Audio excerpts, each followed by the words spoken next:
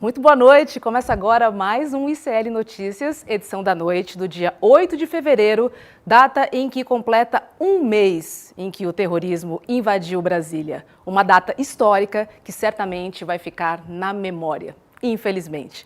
Hoje também o governo federal começou o desmonte do garimpo ilegal nas terras Yanomami. E tem também mais um capítulo do embate entre o presidente Lula e o presidente do Banco Central, Roberto Campos Neto, sobre as elevadíssimas taxas de juros.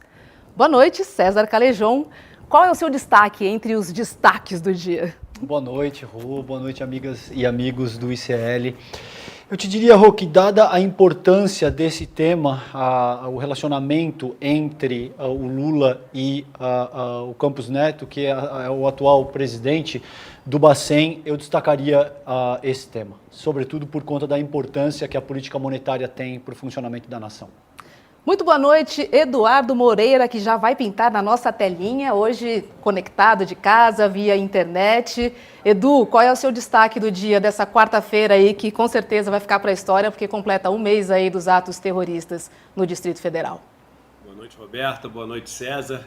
Eu acho que meu destaque do dia fica por conta do vídeo que foi divulgado do senador Marcos Duval, dizendo que tudo isso que ele fez foi, na verdade, e ele falou com todas as letras, né, uma manipulação e que é tudo um jogo, né? Ou seja, ele está ali literalmente chamando o país inteiro de idiota, de otário, mas mais do que isso, ele está, na minha opinião, afrontando as instituições que são os alicerces da democracia no Brasil, fazendo uma declaração como essa. Eu fiquei absolutamente chocado quando vi esse vídeo hoje. Achei que era alguma coisa antiga, fora de contexto, mas não, parece que é real o negócio, então isso para mim fica como destaque do dia. Pois é. Bom, o ministro da Defesa, José Múcio, desembarcou hoje, né, em Roraima para dar continuidade ao desmonte do garimpo ilegal nas terras Yanomami.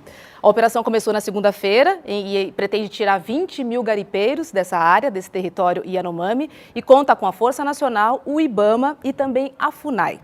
Vamos dar uma olhadinha nas imagens fornecidas pela FUNAI, pelo IBAMA, na verdade, para a gente dar uma olhada e depois a gente volta a conversar sobre esse dia importante no começo dessa operação. Perfeito.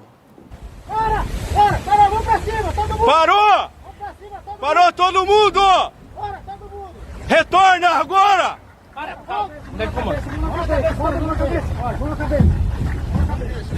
Mão na cabeça! Mão na cabeça! Essa é a cabeça, bota a mão na cabeça! Mão na cabeça! Mão na cabeça! Todo mundo mão na cabeça! Ei, pode vir! Vai rebocando lá pra beira lá! Fica dois aí aqui! Ei! Fica dois aqui! A gente vai pegar ali! Você vai acompanhar a gente até o barranco ali junto naquela lavadeira agora. Vai! Provisões aqui do garimpo, vários garimpeiros, materiais que estavam descendo o rio, encontraram aqui as forças do estado. Apreensão de 3 barcos de garimpeiro feitos pelo IBAMA e Força Nacional no rio Urariquera. Para, vamos pra cima, todo mundo! Parou! Vamos pra cima, todo mundo! Parou todo mundo! Bora, todo mundo! Retorna agora! Para, calma! Onde é que comanda? Mão na cabeça, mão na cabeça! Mão na cabeça! Veja, Mão na cabeça! Essa é a cabeça, bota a mão na cabeça! Mão na cabeça! Mão na cabeça! Todo mundo mão na cabeça! Ei, pode vir! Vai rebocando lá pra beira lá! Fica dois aí aqui! Ei! Fica dois aqui! A gente vai pegar ali! Você vai acompanhar a gente até o barranco ali junto naquela lavadeira agora. Vai!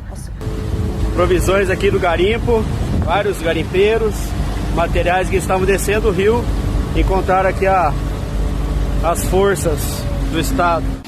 Apreensão de 3 barcos de garimpeiro feitos pelo IBAMA e Força Nacional no rio Urariquera. Uma quantidade grande de gêneros alimentares, muito combustível, equipamentos, fogões, geradores, freezer, internet, antenas de internet, muitos alimentos aqui, quantidade grande de alimento, carne, esse saco, todos isso aqui são alimentos. Enquanto os Yanomami passam fome, tá aí os garimpeiros, ó, cheio de comida e de combustível, subindo o rio Urariquera ainda depois do bloqueio. Calejon, foram apreendidas 2 armas, 3 barcos, um avião, um helicóptero, um trator. Quer dizer, começou o desmonte, né? Enfim, até que enfim começou esse desmonte. É importantíssimo, vale ressaltar, Rô, que essas pessoas são garimpeiros que estavam exercendo a atividade de forma ilegal.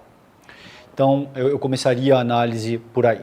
Elas estão exercendo a atividade de forma ilegal.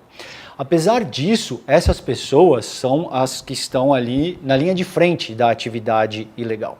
Evidentemente é importante que a gente não se atenha a punir as pessoas que estão ali na linha de frente da atividade. A gente precisa ver quem é que está financiando essas atividades, quem é que ganha mais dinheiro, quais são as lideranças políticas envolvidas nesses processos. Então é muito importante o que a gente viu aí nas imagens, seguramente é muito importante. Essas pessoas que incorreram em crimes dessa ordem precisam ser punidas, como essas imagens demonstram, elas já estão sendo detidas e toda a organização, de uma forma a mais direta, já está sendo desmontada. É isso que precisamente essas imagens demonstram. Agora, isso não pode parar por aí.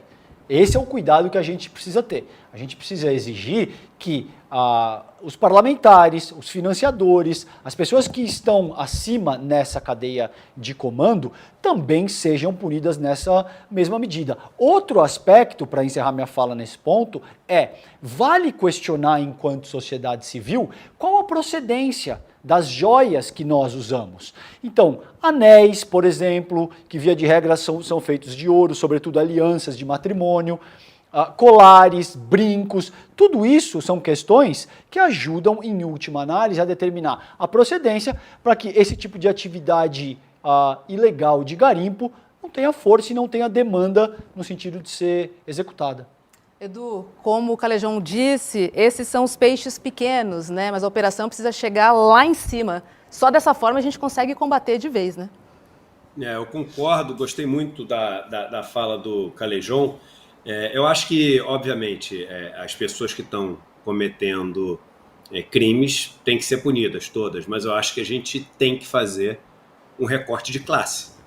Não tem como não fazer um recorte de classe. A gente está vendo aí uma divulgação, uma exposição. É a carne que você tem que dar para os leões, sabe? A audiência está querendo ver sangue, quer ver gente presa, etc. Então faz o seguinte, pega uma turma ali, bota a turma ali não foi o caso que a gente viu ali, mas põe de joelho, põe uma pressão, põe medo na turma, diz que está prendendo.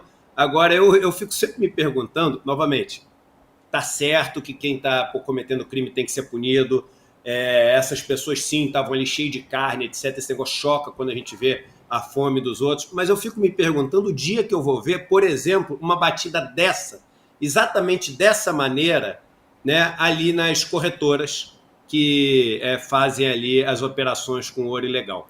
Né? Não quer dizer que eu não quero ver essa que a gente acabou de assistir, não. É a terceira vez que eu repito, para ficar muito claro. Tem que acontecer. Esses policiais estão cumprindo, né, ali as missões que foram dadas para eles de uma maneira absolutamente louvável, importante. Estão, enfim, prendendo criminosos. Agora, a pergunta que fica para mim, e por isso o recorte de classe, vai ter essa batida aqui na Faria Lima? Que hoje tem um monte de notícia, a gente já vai ver, né? Aqui, que são umas 5 corretoras, as principais, que fazem operações aí com o ouro ilegal, como o Calejão estava falando, e depois vira o ouro de bacana, né?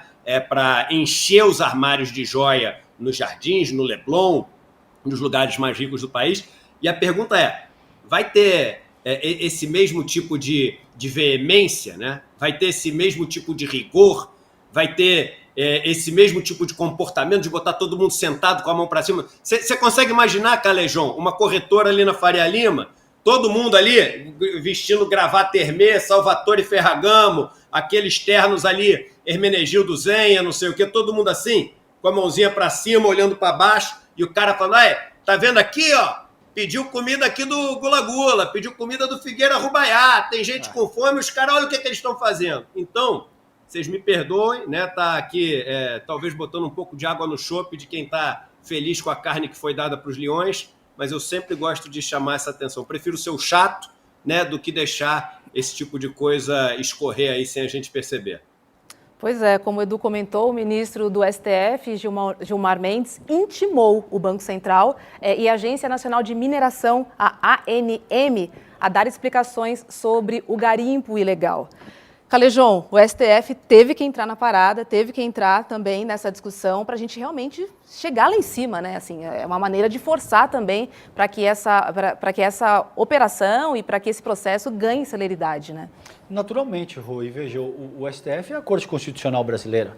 Evidentemente, dado o peso do STF dentro do nosso ordenamento jurídico, precisa estar envolvido nesse tipo de averiguação e precisa dispensar todo tipo de energia nessa atuação no sentido de imputar as devidas responsabilidades. Agora, essa é uma discussão, como o Edu colocou aí com muita propriedade, que tem que estar no nível sociológico, não tem que estar única e exclusivamente no nível jurídico.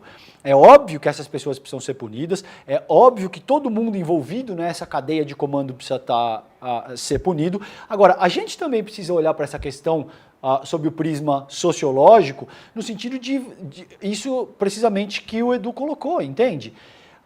Quando você vai comprar joia, quando você vai obter um produto dessa natureza, é óbvio que você precisa se questionar qual a procedência, se isso está patrocinando garimpo ilegal, e isso não se aplica só para ouro ou para qualquer joia nessa medida. Quando você vai comprar roupa, por exemplo, cabe se questionar se a roupa que você está comprando é manufaturada com base em trabalho que é análogo à escravidão. Essa é uma discussão no nível sociológico que precisa abranger toda a sociedade civil de forma mais ampla. Agora, precisamente nesse caso, o que foi feito com a comunidade Yanomami é um crime contra a humanidade. Então, é óbvio que a gente requer uma explicação, é óbvio que a gente requer que essas pessoas sejam punidas e é óbvio que isso precisa acontecer com a maior celeridade do mundo. Porque essas pessoas estão contaminadas, você tem grávidas que estão contaminadas com mercúrio, você tem muita gente que já morreu, houve toda uma perda de vida humana irreparável e efetivamente as pessoas que conduziram esse massacre precisam ser responsabilizadas. Rô. Com certeza. Deixa eu chamar o Guga Noblar também para a nossa sala. Boa noite, Guga, tudo bom? Boa noite, Rô, Edu, Calejão e toda essa audiência maravilhosa. Boa noite, Guga. Bom, mais um capítulo, né, do senador Marcos Duval, do Podemos do Espírito Santo, que falou que todas as versões que ele deu sobre o plano, né, de grampear o ministro Alexandre de Moraes foram arquitetadas, foram planejadas e faziam parte de uma estratégia. Que estratégia é essa, Guga? Quantas versões, né? Diz, não diz? Tinha Bolsonaro, não tinha Bolsonaro? Foi Daniel Silveira, não foi? Tá cada vez mais confuso, né? Tá lelé da cuca esse senador. É isso que estão achando os colegas dele, a ponto do senador ter ido até um médico do Senado, um psiquiatra, para pegar com ele um atestado de sanidade. Segundo o relatório do psiquiatra forense Bruno Andrade Dias, ele, entre aspas, colocou: atesto para os devidos fins que o senador Marcos Ribeiro Duval foi avaliado por mim em 7 de fevereiro de 2023, ontem, e que encontra-se apto do ponto de vista de saúde para o exercício do cargo. Ele foi até o Bruno, a esse psiquiatra, depois de ser aconselhado por colegas senadores, que passaram a questionar a saúde mental dele, passaram a achar que talvez ele estivesse dodói da cabeça. E aí, ontem também, em entrevista ao Carlito Neto e ao Rony Telles, 2 youtubers, ele falou que tudo não passava de uma arquitetura que ele criou, de uma manipulação. Ele estava manipulando. Ele simplesmente se incriminou ainda mais. O que ninguém a gente entendeu. tem essa imagem, Guga. A gente tem essa imagem. Vamos rodar e a gente volta. Uhum. Você quer falar alguma coisa com o nosso público sobre como que está a situação da sua denúncia? Maravilhosa. E aí, como é que foi o resultado? O senhor estabilizou uma versão? Não, mas tudo é estratégico. É a estratégia do senhor. Mas parece que a justiça não está tratando muito bem essa estratégia. O que você tem a dizer sobre isso? Não, certeza que o resultado está dando certo. O senhor acha que está sendo positivo? Acho não, tenho certeza. E qual é o real motivo, o interesse que o senhor tem? Qual é o seu objetivo? Com o tempo vocês vão saber qual é. Vocês podem ter certeza que com o tempo vocês vão... Você quer falar alguma coisa com o nosso público sobre como que tá a situação da sua denúncia? Tá maravilhosa. E aí, como é que Mas não foi o é resultado? possível. O senhor estabilizou uma versão? Não, mas isso tudo é estratégico.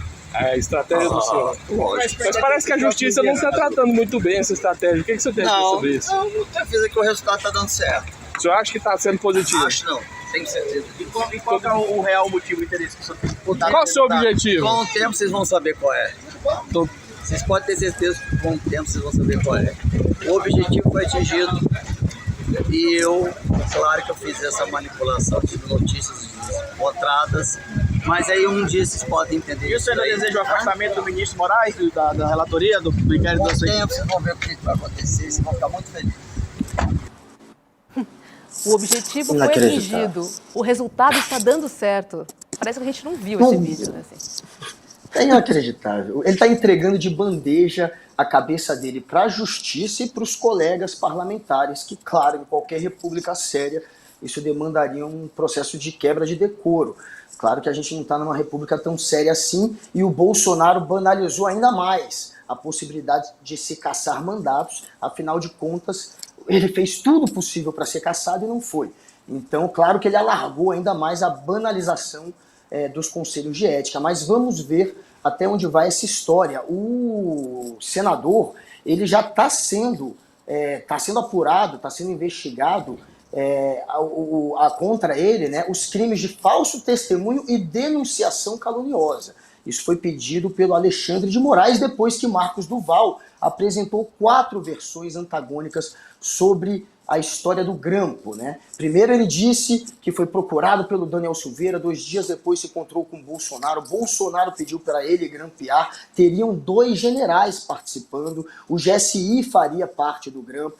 Depois ele passou a dizer que era o Daniel Silveira apenas, que o Daniel Silveira tinha proposto isso tudo e que o Bolsonaro ouviu calado, como se o Bolsonaro fosse vítima também de uma armação. É claro que se o Bolsonaro estava calado, que a gente sabe que não é verdade devido ao primeiro depoimento dele, mas se for verdade, mesmo calado, o Bolsonaro é parte dessa estratégia. Se ele estava calado é porque ele não queria se incriminar, ele não queria ser gravado dizendo que fazia parte daquilo, mas só dele estar calado já significa, obviamente, que ele era um dos que estava naquele esquema para tentar criar um grampo em cima do Alexandre de Moraes, para fazer com que o Alexandre de Moraes, para criar uma suspeição, para fabricar uma suspeição que pudesse tirar o Alexandre de Moraes do inquérito que pode levar à inelegibilidade de Jair Bolsonaro. Então está tudo muito óbvio agora.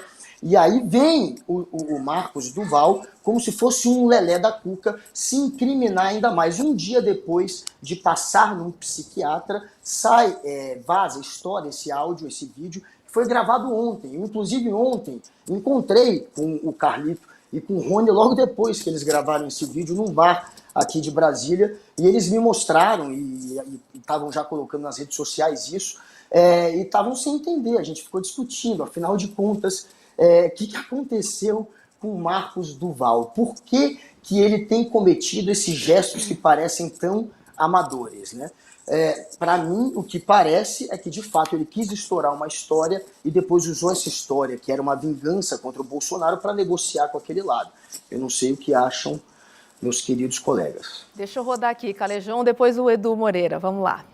O Edu fez um post que eu achei muito pertinente, que eu começaria a análise por aí. Se esse tipo de conduta não implica em cassação e não demanda um trabalho mais sério do Conselho de Ética, os Conselhos de Ética não servem para mais absolutamente nada. Pode fechar o Conselho de Ética de todo tipo de casa parlamentar, porque se você tem um senador da República que inventa uma história X, e depois diz que é Y, e depois diz que é Z. E depois diz que é pegadinha. Exato, e por fim diz que é uma mera pegadinha e que e a empáfia, Rô, com a qual ele se articula, a empáfia que ele diz, além de tudo, de que vocês vão ver, como se ele fosse um grande enxadrista que sabe perfeitamente bem o que está fazendo.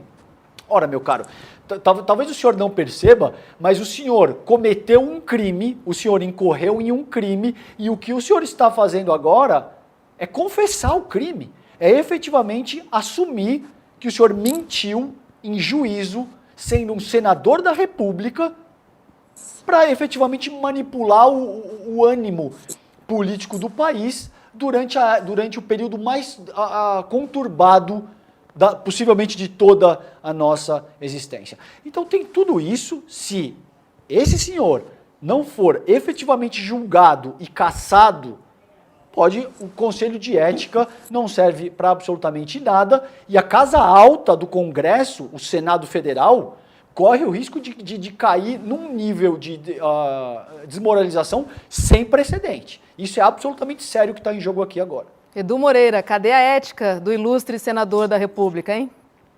O que eu acho é o seguinte, em primeiro lugar, vamos fazer só um disclaimer aqui, uma ressalva, que é a seguinte. Ele deu uma entrevista, né, para um comunicador, para um jornalista de um canal que é um canal de esquerda, né? Como nós somos um canal progressista, nós somos um canal de esquerda. Por que eu estou falando isso, né? Porque provavelmente ele pode dizer depois o seguinte: eu respondi ali de qualquer maneira, do jeito que vocês responderiam se, sei lá, o Nicola tivesse fazendo uma pergunta antes de ser deputado ali, quando ele era um youtuber, etc. Eu só estou falando isso, não é para defender o Marcos do Val, não. Já pensando no que ele vai dizer lá para frente para continuar remoendo isso. Dito isso, que ele pode ter, enfim, respondido ali de uma maneira diferente, porque um jornalista do campo progressista, eu acho o seguinte, e foi o que eu escrevi hoje à tarde. Se o Marcos do Val não for cassado, né, você faz o seguinte, para de gastar tempo tendo um conselho de ética. Vai ficar brincando de, eu finjo que te engano, você finge que acredita? Para que vai gastar tempo, para que vai gastar dinheiro, para que vai gastar atenção, para que vai gastar esforço, né, energia, um negócio que não serve para absolutamente nada. Você pode rasgar e jogar no lixo tudo. Eu acho que isso que eu estou falando já é a impressão que um monte de gente deve ter. Eu não estou vendo os comentários, mas deve ter um monte de gente assim, Eduardo, se alguma vez já se enganou, se alguma vez já imaginou que o Conselho de Ética servia para alguma coisa, você alguma vez já se iludiu com isso? Mas vamos lá. Se o caso do Marcos do Val, porque vamos lá para as hipóteses. Primeiro, se essa entrevista de hoje enfim, é a versão final, que ele só manipulou e só fez um jogo. Não é uma história qualquer. O Calejão deu um ótimo exemplo ali, falou, porque se ele inventa uma história e depois tira, mas não é só uma história, Calejão. É uma história de um golpe na República que incita as pessoas, que envolve o presidente da República, que envolve o ministro do Supremo Tribunal Federal. Se o cara fala isso, faz a maior confusão para o país, uma das principais revistas do país, faz uma matéria enorme, não sei o quê, e depois o cara fala, não, é tudo mentira, e eu fiz de propósito para manipular, na minha opinião é o seguinte, não tem discussão.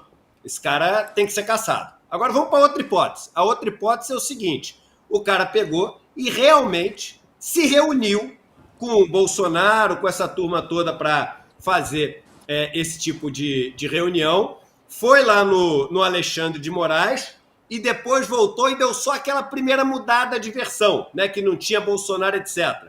Ele estava envolvido na história e também é motivo para cassação. E a terceira é que ele participou do negócio.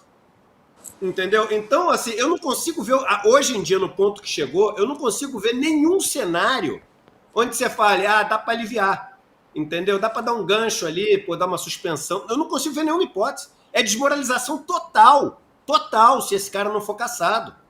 A gente está falando de um golpe de Estado que esse cara denunciou do posto de senador da República, essa que eu ia falar, deu uma entrevista coletiva, gente. Olha os microfones que estão ali em cima, tá todo mundo, Band, CNN, Jovem Pan, Globo, SBT, tá todo mundo ali.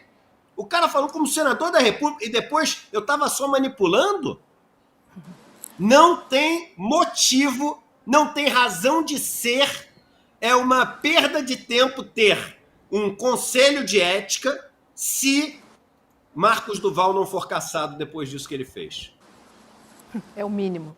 Bom, ontem o deputado Maurício Marcon, do Podemos do Rio Grande do Sul, insultou a minha querida e amada Bahia durante uma live no Instagram. Vamos ver. O Sul e Sudeste não tem senador. O único é o presidente, que é o Pacheco, e de resto não tem ninguém. Então, Esse negócio da população no Nordeste cobrar menos os políticos, eu acho que interfere bastante na política brasileira. Sinceramente, eu acho que porque eles não têm o compromisso de... É que eles também, muitos deles não são tão envolvidos com política, né? Não se tem o compromisso de responder o eleitor, vocês entendem o que eu quero dizer? É que nem um relacionamento, a tua mulher não se importa com o que tu faz, ou tu se importa demais. Eu vejo que o público do Sul e Sudeste se importa demais. Isso é bom. Isso é ótimo. Quanto mais, me cobram, isso é melhor. ótimo. Mas no Nordeste isso não existe, até pela pobreza, muitas vezes. Eu já conheci parlamentar que já me confessou que pagou para levar eleitor e votar. Então é um mundo tão diferente, gente, que a gente que mora no Sul e Sudeste, Centro-Oeste, tem dificuldade de entender o que acontece no Norte e Nordeste. Então a gente às vezes fica pasmo, né? Meu Deus, na Bahia fez 72%. A gente teve lá na Bahia, assim, ó, é um Haiti, assim, não tem explicação, é uma pobreza, é tudo pichado, é sujo, e era uma área turística, né? Então a gente fica imaginando onde não é. Senhor deputado, a gente tem dificuldade de entender o que passa, o que acontece no sul do Brasil, né, Guga Noblar? É inacreditável. É importante só falar que é deputado federal, tá, gente? Ele é deputado federal. Eu não conhecia ele, eu não sabia que ele era deputado federal, porque às vezes a gente vê, deputado estadual, você tem um número enorme de deputados estaduais, aí você tem os baixos cleros, né, das assembleias, então mas esse cara é um deputado federal falando isso. Só esse detalhe que eu queria falar, porque quando a gente falou deputado, eu só queria qualificar que ele é um deputado federal, tá? É um deputado federal que ele era vereador, se elegeu vereador, ficou 2 anos ali e agora se elegeu deputado federal pelo Podemos, tem 36 anos, conseguiu mais de 140 mil votos, com um discurso muito clichê, aquele discurso do suposto neoliberal antipetista. Basicamente, a narrativa dele é aquela de atacar e de criminalizar a política, basicamente criminalizando o PT e bancando aquele discurso do Estado mínimo. Diz ele que aprendeu a ser um neoliberal com 2 professores da faculdade dele, né? O que acaba contradizendo aqueles que acreditam na tal doutrinação ideológica. Olha aí, ele aprendeu com os professores. Mas, enfim, ele até pouco tempo atrás também ele trabalhava como atendente em loja de roupa, ele vendia, trabalhava em lojas e depois começou a crescer nas redes sociais, na esteira daqueles discursos da antipolítica, né? E agora virou deputado. E a gente está vendo, tendo que conhecer, enfim, quem é Maurício Marcon, ficando famoso nacionalmente graças a esse momento aí triste, a esse momento de pura xenofobia, onde ele expressa aquele pensamento elitista que sequer sabe o que é a Bahia, ou muito menos o que é o Haiti, mas tenta colocar os dois ali no mesmo patamar para fazer uma crítica, na verdade, ao PT. O objetivo dele é atacar a eleição do Lula, já que o Lula foi eleito com 72% no estado da Bahia, ele venceu em 415 de 417 municípios. Então ele venceu na Bahia inteira. Por isso que ele fez essa crítica sem saber o que é Bahia ou o que é o Haiti. Mas enfim, Maurício Marcon é um bolsonarista. Se você entrar nas redes dele, você vê que ele faz aquele discurso anti-Lula, anti-PT o tempo inteiro. Nos últimos tweets dele, ele estava defendendo o Roberto Campos e estava dizendo que com a taxa de juros que tem hoje, o Bolsonaro fez o Brasil crescer muito mais do que o Lula está fazendo, que o problema não é o marinheiro, mas o comandante, é quem comanda o barco, não o barco, enfim. Ele também, como vereador, se destacou por fazer um projeto. O único grande momento dele como vereador foi quando ele fez um projeto para criar uma liga anti-PT. Ele queria criar uma frente anti-PT. Foi o momento que marcou ele como vereador, criar uma tal de frente contra um único partido que era o PT. Esse é Marcos, esse cidadão que virou deputado federal pelo Podemos do Rio Grande do Sul, Maurício Marcon, deputado pelo Podemos do Rio Grande do Sul, que agora a gente vai ter que, infelizmente, passar a conhecer cada vez mais. Não, aproveitando que você falou em tweet, o ex-ministro do STF, Joaquim Barbosa, respondeu duramente ao Marcon. Vamos dar uma olhada aqui no tweet dele, na tela? Caro deputado Marcon, instrua-se, eduque-se, retenha essa baba ofídico-peçonhenta que emana da tua boca, seiva da violência que graça em nosso país.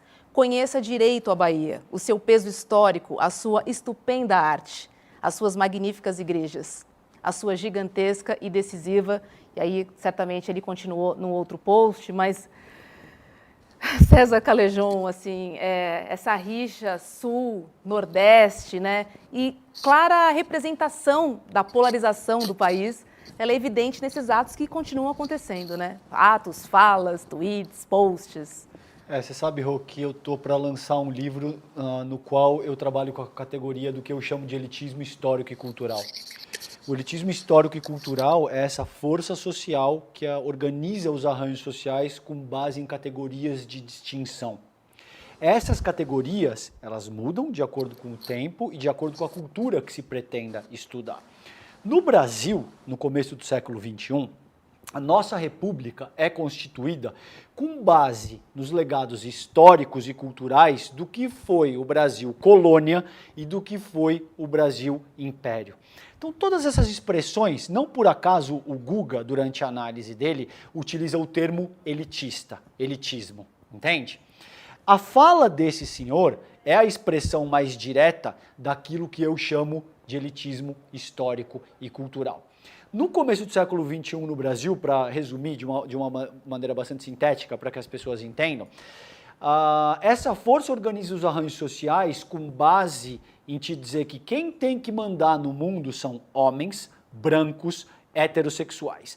Por extensão, isso se aplica que homens são superiores às mulheres, brancos são superiores aos negros, as pessoas do sul e do sudeste são superiores às pessoas do norte e do nordeste, e assim, héteros são superiores à comunidade LGBTQIA+, e assim por diante. Agora, é óbvio que um deputado federal desse, ele não tem consciência dessa dimensão teórica que eu estou colocando aqui. Ele simplesmente age dessa forma porque isso é parte do modelo de sociabilidade que o constituiu, ou seja, é parte de como ele se orienta e está formado hoje em dia, e ele se dá o direito de se articular dessa forma enquanto parlamentar, porque ele sabe que quando ele faz isso, ele ganha ressonância junto à direita e à extrema-direita nacional. Agora, já está na hora da gente passar a ser mais rígido com esse tipo de coisa. Não dá simplesmente para ver o Nicolas Ferreira cometendo um crime quando ele ataca, por exemplo, aquela dançarina que apareceu na Globo, ou essa pessoa insultando um país inteiro quando ele se refere ao Haiti e insultando a Bahia inteira, e depois eles simplesmente vêm a público e te dizem: ah, não, eu estava equivocado, eu peço perdão, quem me conhece sabe, e esse tipo de coisa, entende? A resposta do Joaquim foi perfeita, com um nível, a meu ver, de propriedade que esse tipo de colocação infame merece, mas não basta. Enquanto parlamentar, essa pessoa precisa responder pelos atos dele, ele precisa efetivamente ser julgado, porque o que ele está cometendo aí é um crime. Xenofobia é um crime tipificado e prescrito por lei. Então, vamos à lei. Tudo isso precisa ser mantido porque, em última análise, é esse conjunto de lei que sustenta a nossa organização republicana. Pois é, Callejon, completamente certo, enfim. Isso não pode, enfim, é mais um caso que não pode passar impune, né? Entre vários que a gente tem. Exato. Guga Noblar, boa noite, muito obrigada por sua participação. A gente se encontra aqui no ICL, edição da noite. Valeu. Até amanhã, galera. Boa noite. Boa noite, Boa Guga. noite.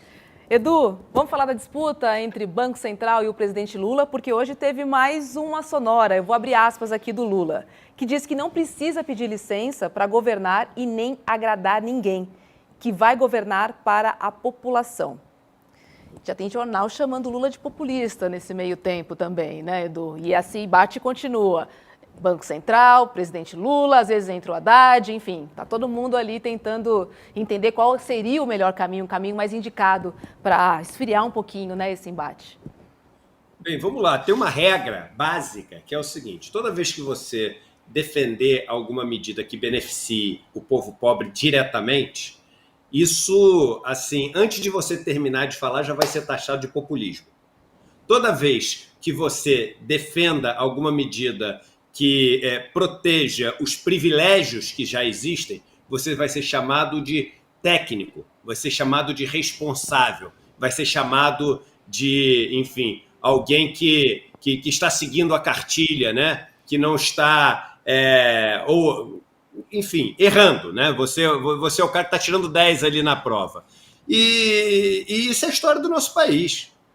O problema que eu sempre repito, Roberta e César, é o seguinte: essa turma que está falando que o Lula está sendo populista, irresponsável, que fica dando palpite, que é chamado para jornal para dar entrevista, que vai para o Jornal Nacional, para o Jornal do SBT, etc., falar ali em rede nacional, é uma turma que já foi diretora de Banco Central, que já foi presidente de Banco Central, que está há décadas sendo o economista-chefe dos principais bancos do país, já foi secretário de Tesouro, já foi ministro da Fazenda. E onde é que nós estamos?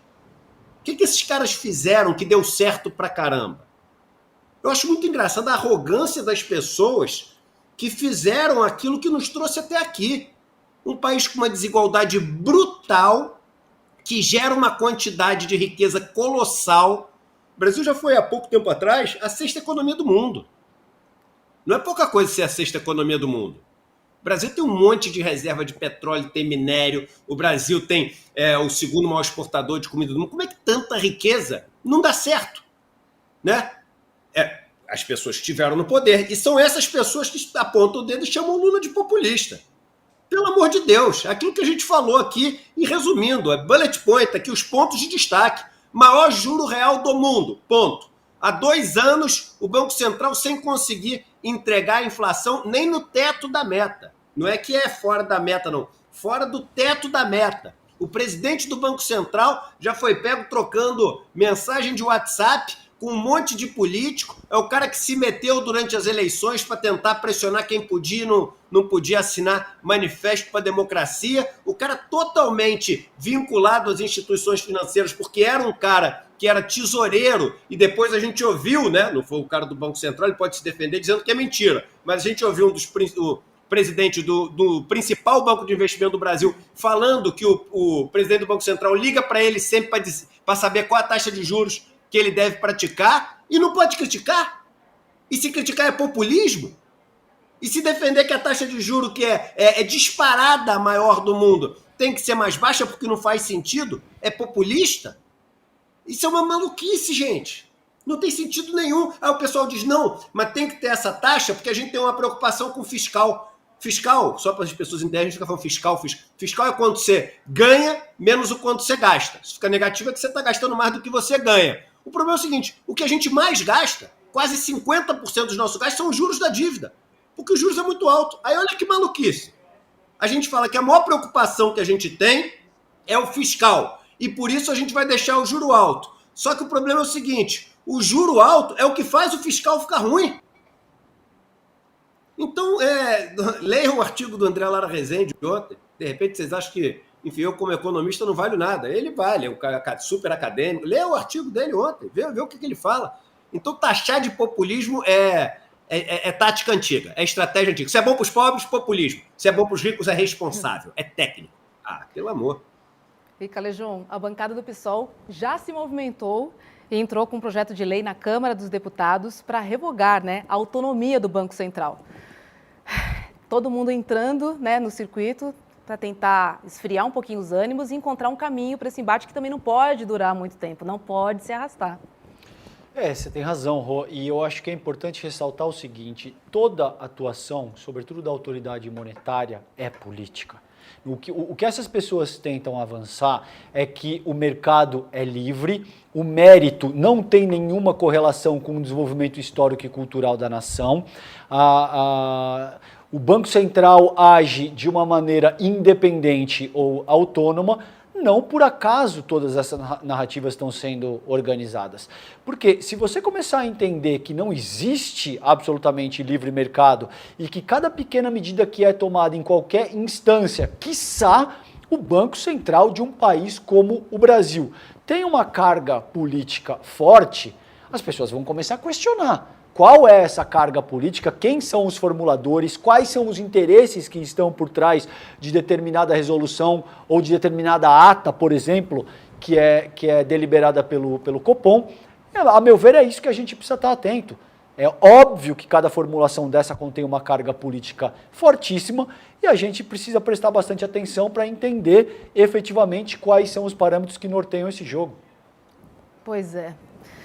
Mais um capítulo aí dessa história. Deixa eu chamar para a nossa conversa, para a nossa roda, para falar um pouquinho de rombo das Americanas, Hélder Maldonado, que estreia hoje aqui no ICL Notícias, edição da noite. Seja bem-vindo. Tudo bem, Hélder?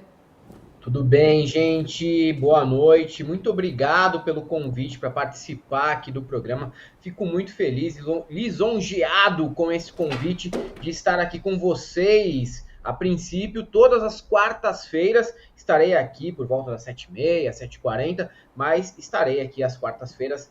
Um abraço a todos aí que estavam esperando também a estreia e a junção de César e Hélder Maldonado também aqui nesse espaço, já que a gente está sempre junto lá na Galãs Feios, né, César? É isso aí, querida. É um prazer estar contigo.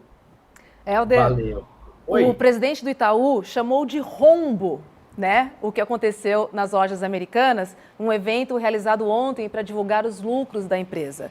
Agora, sim, ele disse rombo sem citar o nome das Americanas, né? Uma briga de magnatas ali, de bi para bi, de muitos zeros para muitos zeros também, né? Não, é verdade. Aliás, um prazer te conhecer, Roberto. A gente nunca tinha feito, né, um vídeo juntos. Com o Eduardo eu já tinha participado, tanto aqui quanto lá no nosso canal. E com o César é quase toda semana. Um prazer aí estar aqui com você também, Roberta. Pois né? É difícil dar nome aos bois, é difícil também reconhecer que existia ali toda uma tendência de esconder o que acontecia na Americanas há muito tempo.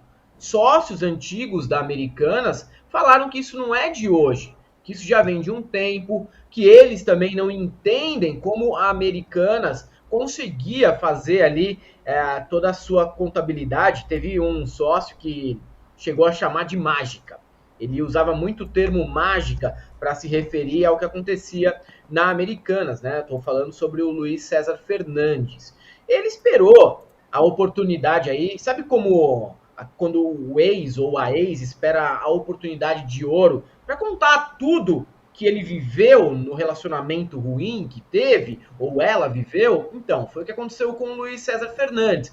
Ele disse que a Americanas fez mágica para conseguir resultados favoráveis. Ele deu uma entrevista à Veja, né? E também contou que sempre a empresa buscava encontrar maneiras para aumentar os dividendos dos acionistas e criar lucro para pagar bônus aos executivos. Então você percebe que não existia comprometimento nenhum com a saúde financeira da empresa.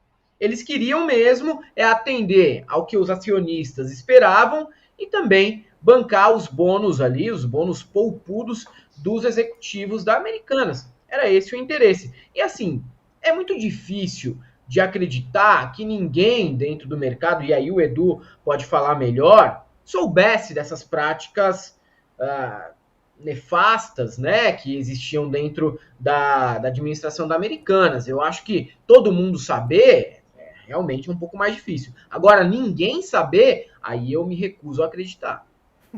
Tem um ponto que é legal da gente chamar a atenção aqui. Primeiro fica uma dica aqui, né, de assistir a minissérie que tem na Netflix agora sobre o escândalo do Bernard Madoff, né?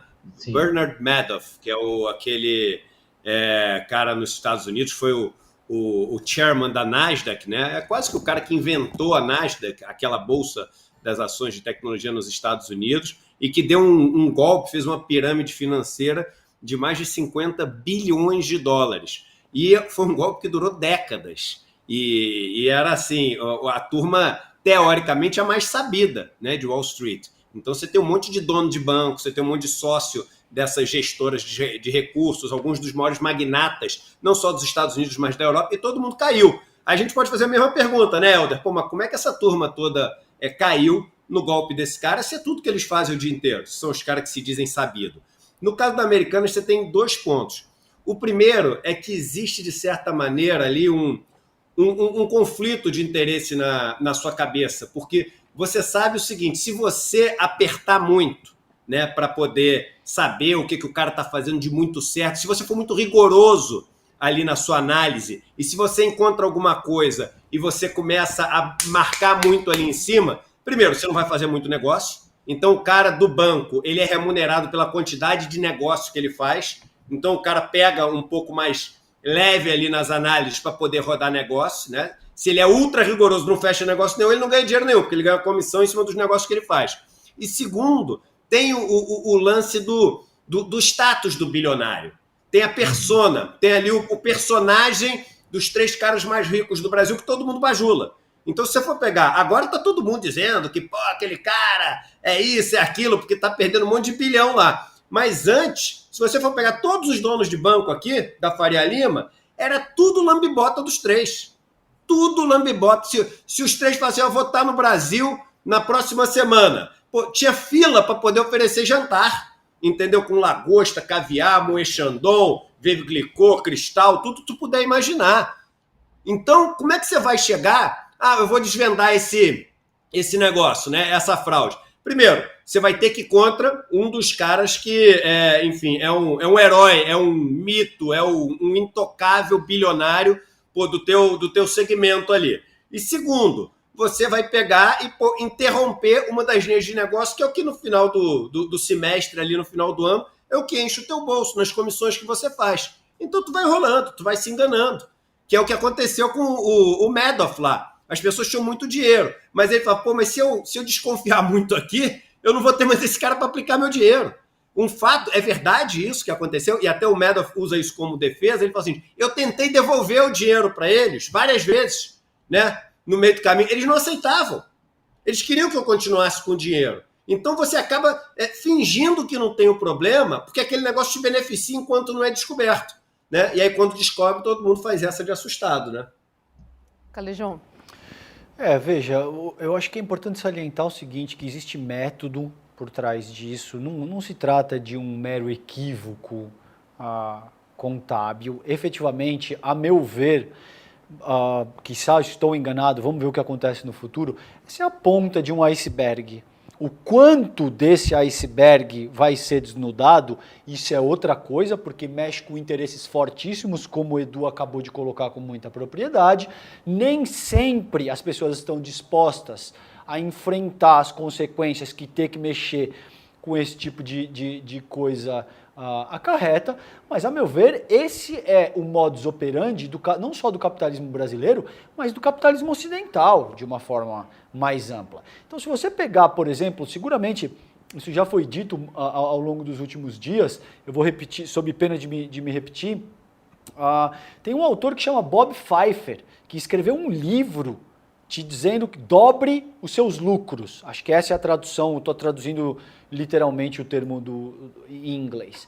Essa pessoa te diz efetivamente, como método de gestão, entre aspas, que você não deve pagar os teus fornecedores, que você deve dar calote, que você deve usar toda a tua força enquanto empresa para massacrar todo mundo que você puder. Esse Bob Pfeiffer é o ídolo, é o mentor intelectual de figuras como o Telles, de figuras como o Lehman, de figuras como o Sicupira, que são os donos precisamente das Americanas.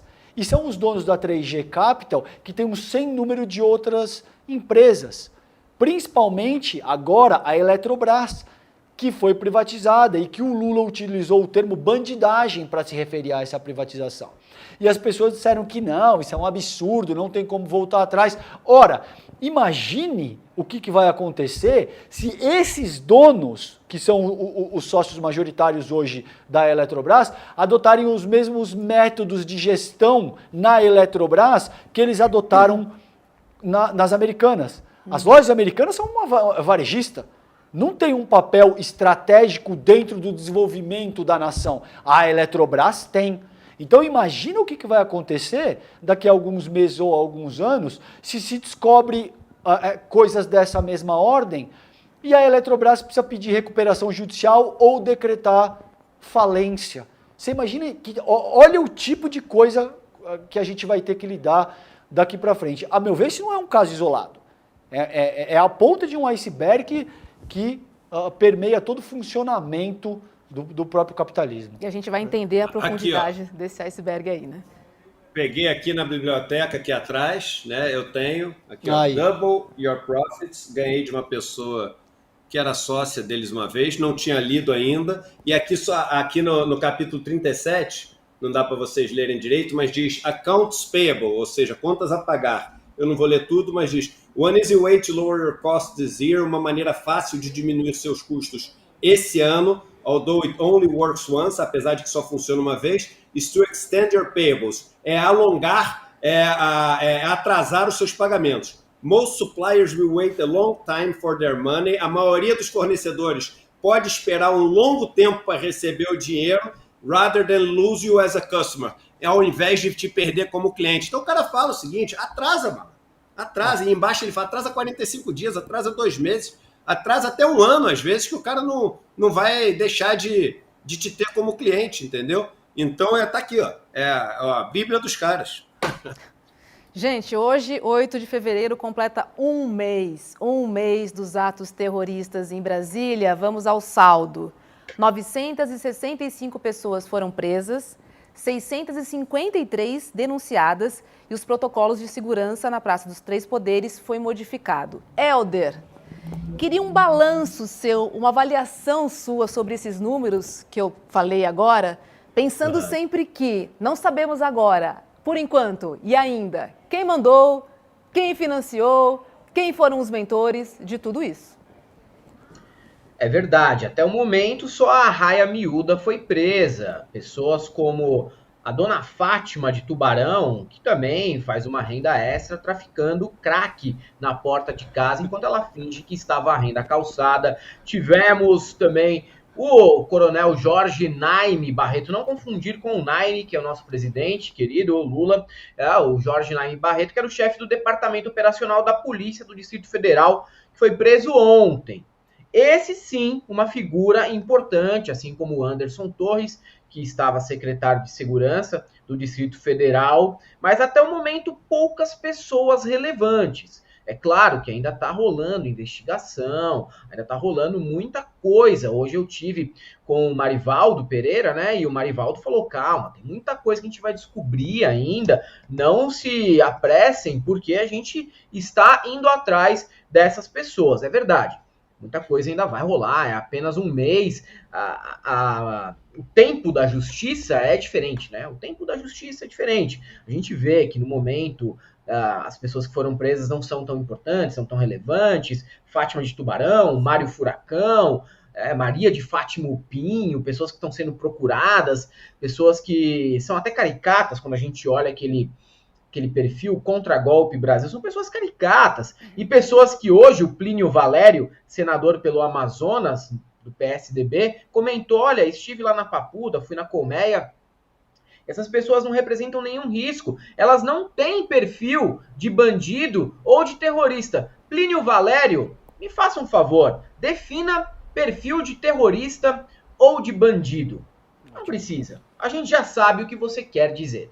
Mas o que é, né? O perfil de bandido ou terrorista? Fica no ar algo que eu não posso insinuar, mas que eu já imagino o que seja. Não é porque a pessoa simplesmente tem uma carinha afável de vovozinha que assa um bolo de fubá pro netinho todo domingo. Inclusive, eu acho que muitos patriotários possam, eventualmente, né, ser bons pais, bons maridos, bons avós, bons tios. Isso daí, de forma alguma, anula o fato de que eles estavam, sim, cometendo atos de terrorismo no dia 8 de janeiro. Agora, precisa ir para cima dos mandantes, dos mentores intelectuais e não passar pano, mais uma vez, para os milicos. Esses que prevaricaram, deixaram o negócio ganhar corpo até o dia 8, quando eles também, de certa maneira, atrapalharam a atuação da polícia, de parte da polícia, pelo menos.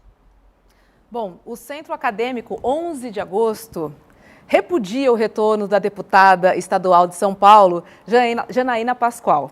Ela é docente da Faculdade de Direito do Lago São Francisco. E eles dizem, abre aspas, desde que, como ela se tornou uma das lideranças e a principal fiadora jurídica da extrema-direita, Janaína abandonou os valores democráticos que devem permear as salas de aula da principal instituição de ensino jurídico do país. Ela também não assinou a Carta em Favor da Democracia. Também temos que lembrar isso, né, Calejão?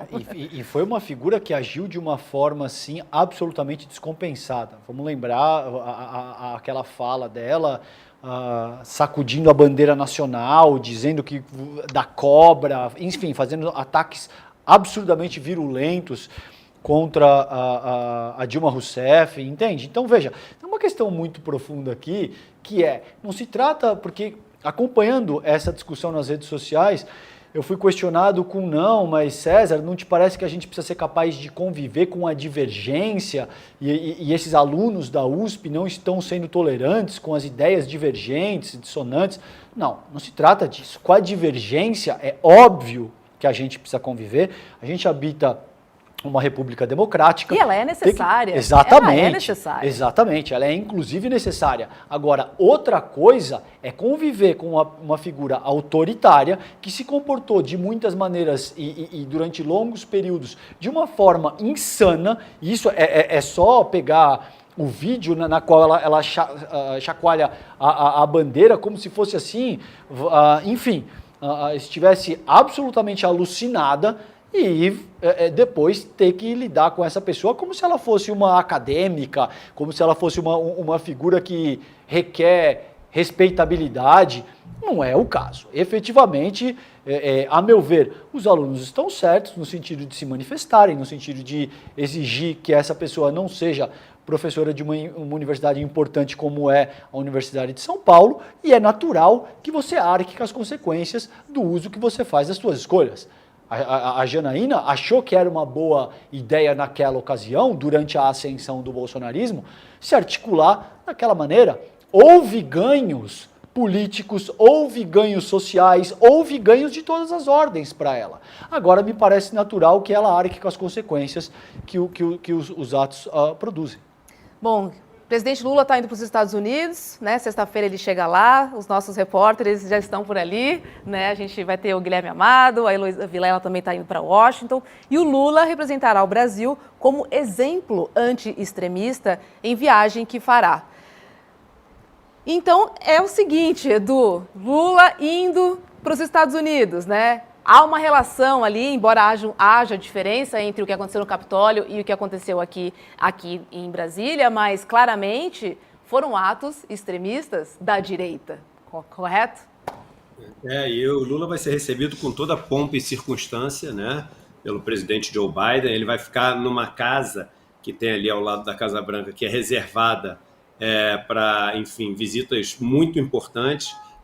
Mas é claro, o Lula é presidente, tem presidentes que não ficam lá. Isso já está tendo uma cobertura relevante da imprensa nos Estados Unidos, porque a gente está falando de dois países que viveram, duas maiores democracias do mundo que viveram situações muito semelhantes ao longo dos últimos anos, né? E os dois vencedores desse embate, pelo menos nesses últimos anos, né, com as duas eleições, a de Biden e a de Lula, estão se encontrando. Então é um encontro dos vencedores ali no centro de poder do mundo. Então vai ser uma cobertura enorme da imprensa, e eu acho que a intenção dessa viagem, no bom português, é dar muita moral para o Lula na comunidade internacional e até aqui dentro do país, junto a algumas instituições que ainda temem empeitar a nossa democracia.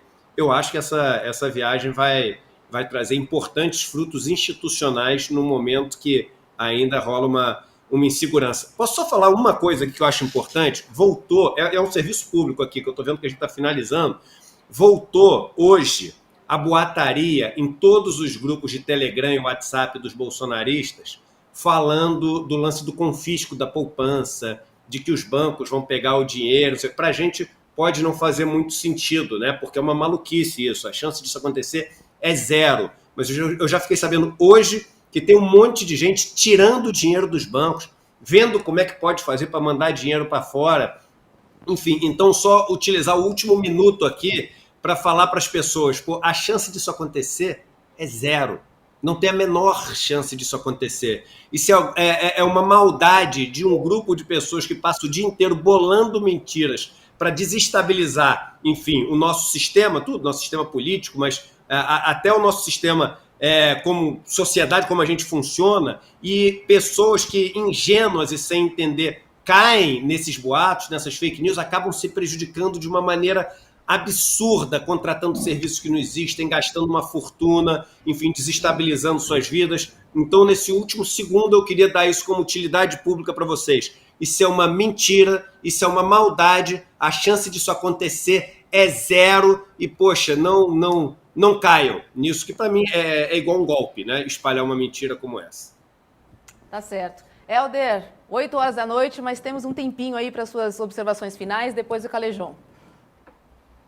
Obrigado, Roberta. Bom, sobre essa visita do Lula aos Estados Unidos, é preciso também aproveitar essa proximidade com o Biden para conversar seriamente sobre a organização da extrema-direita em nível mundial. Porque Eduardo Bolsonaro todo mês está nos Estados Unidos e está ali para fazer visitas, pessoas que têm vínculos muito importantes com a indústria bélica, tá? Não só isso, tem também a proximidade dele com toda a rede da alt-right americana, que é encabeçada pelo Steve Bannon, e ainda agora o pai dele está morando nos Estados Unidos. Diz o pai dele que fará uma manifestação contra o Lula muito pior que aquelas que foram feitas contra o Bolsonaro durante o mandato. Fiquei imaginando, né? O que ele pode fazer? Vai fazer uma motociata? Ele vai fazer uma antecipação do Brazilian Day, que já é praticamente uma manifestação contra o Lula, né? Todo ano é assim, o Brazilian Day praticamente. Então, lembra até de quando o Fábio Júnior falou, né? Você sabe onde está aquele dedo do Lula? E aí complementou com uma baixaria logo em seguida. Então, eu acho que não tem muita necessidade de fazer outro evento do tipo, não. O Lula tem que aproveitar essa oportunidade para tentar, de vez, desestruturar essa organização que é muito forte. É muito forte. Tem gente que vive reclamando da comunicação das esquerdas aqui no Brasil, e eu só posso falar o seguinte: na extrema-direita tem dinheiro demais operando a comunicação deles, as redes sociais deles. Isso está na Europa, isso está no Brasil, isso está nos Estados Unidos e em outras partes do mundo também. Não é fácil combater a extrema-direita quando eles estão organizados dessa maneira. Então é preciso sim conversar com o Biden para atacar essas organizações de frente. Organizações que já custaram muito caro, tanto para os Estados Unidos, lá no Capitólio, quanto para o Brasil aqui no 8 de janeiro. E em outras épocas também, em outras ocasiões também, 7 de setembro, tivemos várias passagens durante o governo Bolsonaro que foram muito ruins para a nossa democracia. Então, eu acho que é a janela de oportunidade perfeita para o Lula conversar com o Biden nesse sentido, e o Lula também pode aí, né, tentar dar uma esticada na janela de Overton, porque o momento é propício para isso. Calejão, 1 hora passa muito rápido, mas temos um tempinho para suas considerações. Vai lá. Não, muito brevemente, acho que o recado final que eu quero deixar, Rô, é que esse primeiro mês do Lula, os 100 primeiros dias são importantíssimos. Como o Edu muito bem colocou, o Lula vai ser recebido na Blair House, que é, em termos diplomáticos, é a honraria máxima que você pode ter vindo do governo estadunidense. Nesse primeiro mês, o Lula foi capaz de reinserir o Brasil junto à comunidade internacional. Ele foi capaz de resgatar uma série de coisas que dizem respeito a processos que estavam atentando contra a humanidade, o caso dos Yanomamis, e efetivamente, para as pessoas que criticam, por exemplo, esse tipo de fala do Lula, quando ele questiona a taxa básica de juros, o Lula foi eleito precisamente para questionar isso. O Lula foi eleito para questionar essa questão do capital financeiro de forma desmedida. Ele foi eleito para questionar a tutela que os militares querem continuar exercendo sobre o povo brasileiro. Ele foi eleito para efetivamente dar maior representatividade para as comunidades indígenas, para os negros, para as mulheres, efetivamente tudo que ele vem procurando fazer. Então, a meu ver, cabe que o campo progressista se mantenha coeso e efetivamente fortalecendo o governo Lula, sobretudo nesses 100 primeiros dias iniciais que são importantíssimos. Tá certo. Obrigada, Calejão. Helder, boa noite para você. Eduardo Moreira, eu sei que resta mais um último recado, né?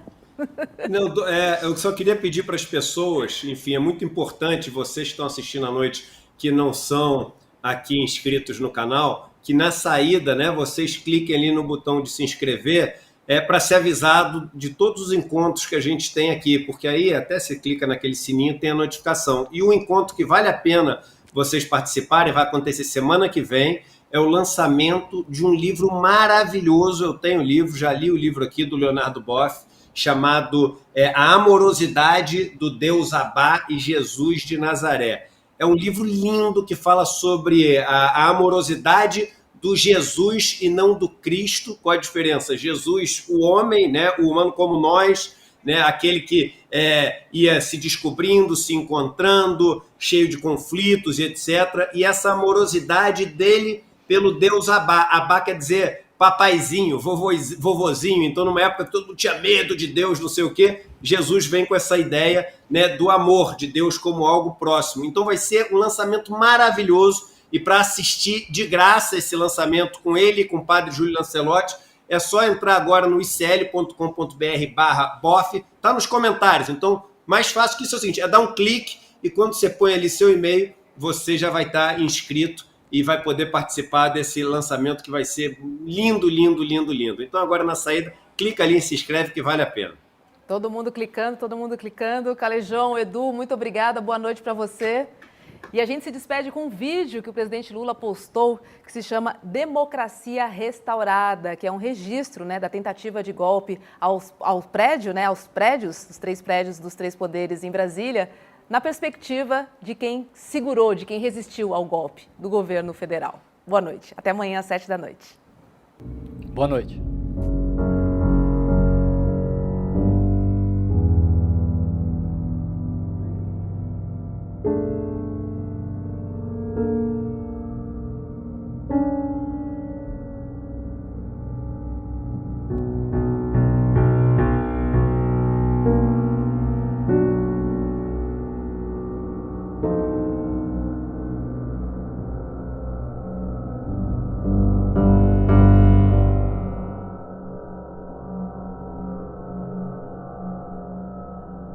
Terroristas em Brasília, no Palácio do Planalto. Planalto, arremessados da rampa, Palácio do Planalto destruído. Repetição. 3 horas e 1 minuto. Direto de Brasília. Vandalismo em Brasília. Apoiadores radicais. Outro resultado legítimo das eleições. Vieram desde sábado em caravana. De guerra.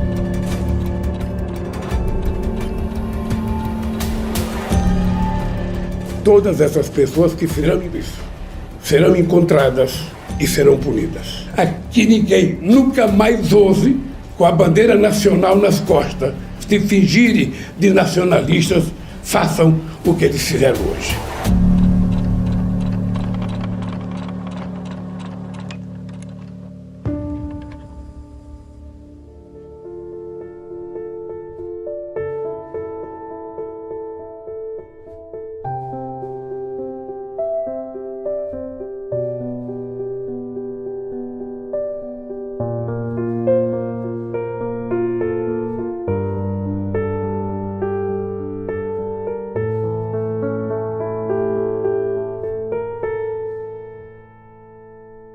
Houve negligência de quem deveria não ter negligência.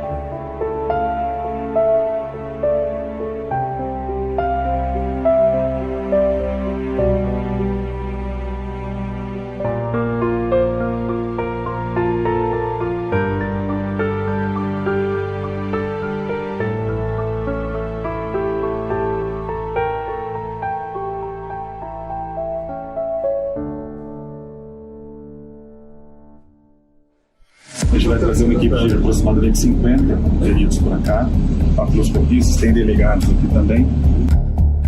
Nós já temos mandados de prisão expedidos e outros tantos serão solicitados pela Polícia Federal.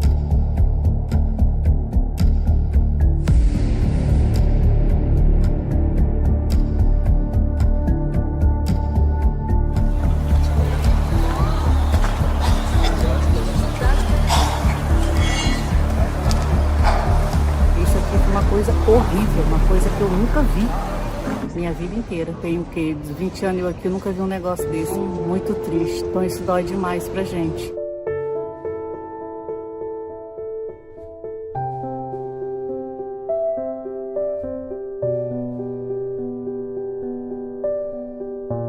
De coração, muito obrigado a cada companheira, a cada companheiro pelo trabalho que vocês fizeram.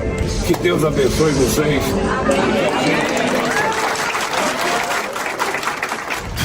Nós não vamos permitir que a democracia escape das nossas mãos. Foi feita a intervenção e começamos a colocar ordem na casa. Tem quase 1.500 pessoas presas e vamos chegar a quem financiou. Essas pessoas foram detidas. A gente observou que eles estavam algemados dentro, cerca de 1.500 pessoas. Teve a prisão determinada pelo STF. As instituições irão todos os responsáveis.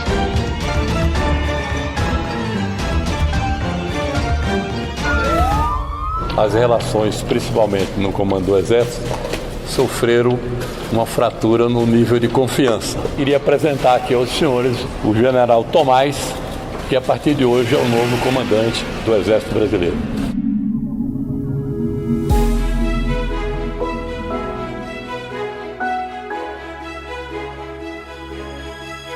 A sociedade brasileira, ela está precisando de um pouco de paz. Eu quero reconstruir o direito das pessoas viverem, sabe, com tranquilidade. É para isso que eu ganhei as eleições, para recuperar o processo civilizatório desse país.